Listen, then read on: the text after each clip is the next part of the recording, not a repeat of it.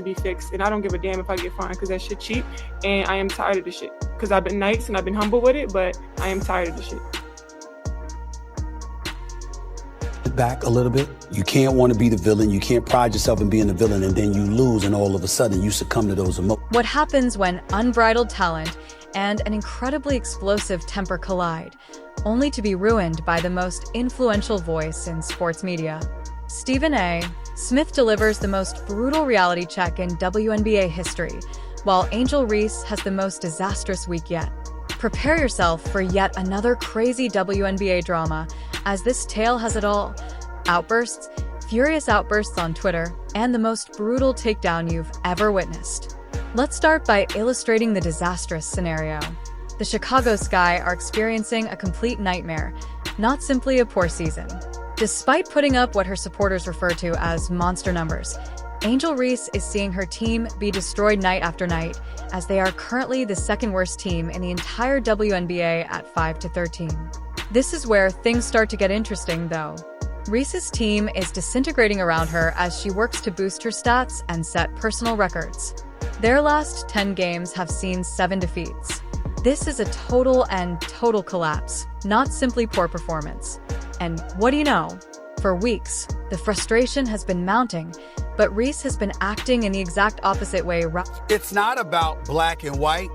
It's about that white player and that black player. Why? Because of the history that they had before they came to the WNBA. Minute of what ought to have been a close game between the Washington Mystics and the Chicago Sky. At 77, the game is deadlocked, and this is the precise time when true leaders take over. Champions are created at this point. However, Angel Reese? She was going to reveal her true self to the world. Shakira Austin of Washington is standing at the free throw line.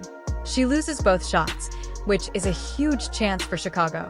However, Austin scores to put the Mystics ahead 79-77 after grabbing her own rebound. You can see the fear in Reese's eyes as the arena erupts. On the other end, Reese is then fouled. For a brief moment, it appears as though she might truly step up when her team most needs her, as she makes both free throws to seal the deal. The genuine Angel Reese, however, appeared there.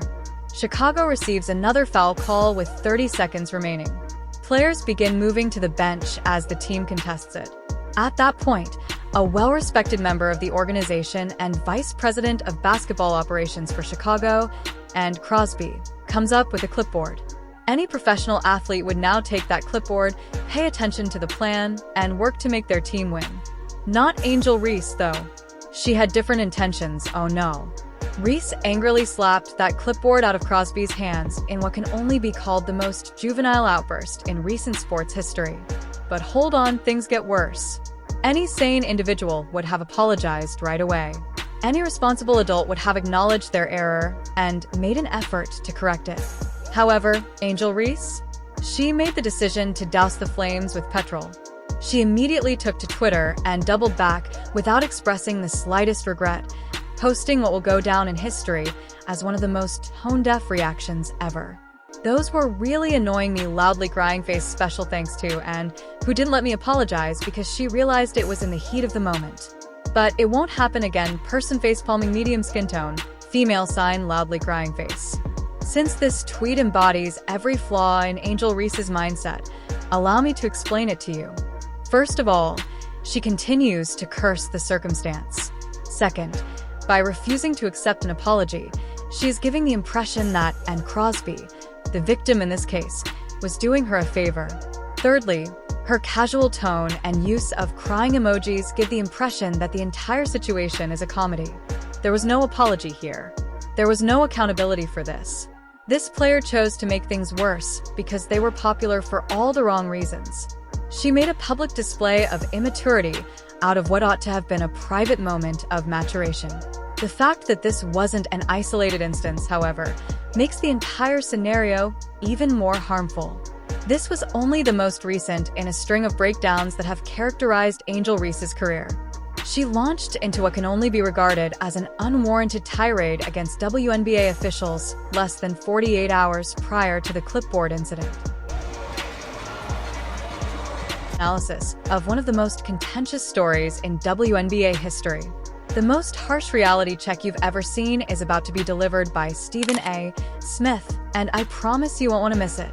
We're covering all the major sports scandals, and this Angel Reese problem is just getting started, so make sure you're subscribed and have notifications enabled. Let's return to the carnage now.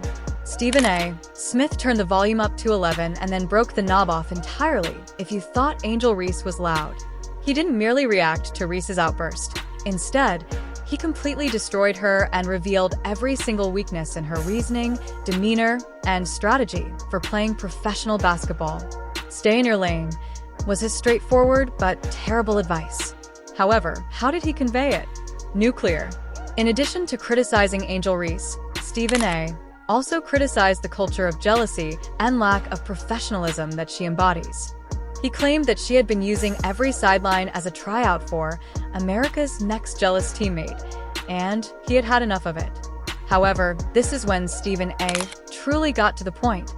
Reese reminded everyone about Caitlin Clark, the player who was genuinely altering the game, while he was occupied with smashing clipboards and having tantrums on Twitter. And he brought receipts. Oh, goodness. As if they were weapons of mass destruction, Stephen A. armed himself with statistics. According to Stephen A., Caitlin Clark isn't just a player. She's a walking marketing campaign, a highlight reel, a franchise in trainers. And he was entirely correct. Clark did more than simply alter the rules. She completely revised the WNBA's potential. On average, 1.178 million people watch the WNBA while Caitlin Clark plays. And when doesn't she? It drops to a mere 394,000. That is a total collapse rather than a dip. That threefold decline in viewership highlights how much the league relies on a single player. However, what really infuriated Stephen A. was that players like Angel Reese appeared more intent in hurling fits than recognizing the player who was saving their league on their own. The league was criticized by Stephen A. for allowing Clark to be body-slammed every night, while the referees merely swallowed their whistles. He emphasized that the league allowed her to be the target of elbows, cheap shots, and egregious fouls as if it were part of the entertainment, rather than safeguarding their prized asset. And athletes such as Reese? They appear more concerned with making a statement than with winning games. They neglected to concentrate on improving themselves since they were so intent on bringing Clark down. The outcome? The league as a whole was affected when Clark eventually had an injury that prevented him from playing in weeks of important games. The cost of tickets decreased. The number of viewers decreased. Sales of merchandise stagnated. Clark had created a bridge between WNBA players and college basketball fans, but it was abruptly shut down for maintenance. What was done by Stephen A? He shouted, "I told you so," loud enough for the whole nation to hear. He now represents the harsh truth that Angel Reese and her fans are unwilling to acknowledge. This is about more than just one negative incident. This has nothing to do with heat-of-the-moment responses. This has to do with character. When you play professionally, you represent not only yourself but also your league, your team, your organization, and your sport. Stephen A. Smith did more than simply criticize her. He revealed the terrible weakness in her whole strategy for playing professional basketball. Angel Reese was destroying relationships with her outbursts and tirades on Twitter, while Caitlin Clark was fostering relationships and attracting new fans to the game. What's the most offensive aspect? In all of this, she presents herself as the victim, as if the refs are trying to harm her, as if the media were unfair, as if everyone else is the issue. Get on board or get left behind. As Stephen A. Smith once said, sums it up perfectly. Because with or without you, the Caitlin Clark train is in motion. Not only is Angel Reese not operating that train at the moment, but she is also not aboard it. As everyone else advances without her, she is yelling at the conductor from the platform. There was more to the clipboard episode than a single instance of bad decision-making. It served as the ideal metaphor for Angel Reese's whole style of professional basketball, which was demeaning, damaging, and ultimately counterproductive. And she will remain precisely what she has become, a walking headline for all the wrong reasons, until she learns to manage her emotions, respect her teammates and staff, and concentrate on what really matters. winning. What are your thoughts? Did Stephen A. go too far in criticizing Angel Reese, or was it appropriate? If you would like to see more in-depth analyses of the most significant sports scandals, please let me know in the comment section below, and remember to smash the like button. We're covering every drama, every controversy, and every story that everyone else is scared to share, so make sure you're subscribed and have notifications turned on. I appreciate you viewing, and I hope to see you in the future one.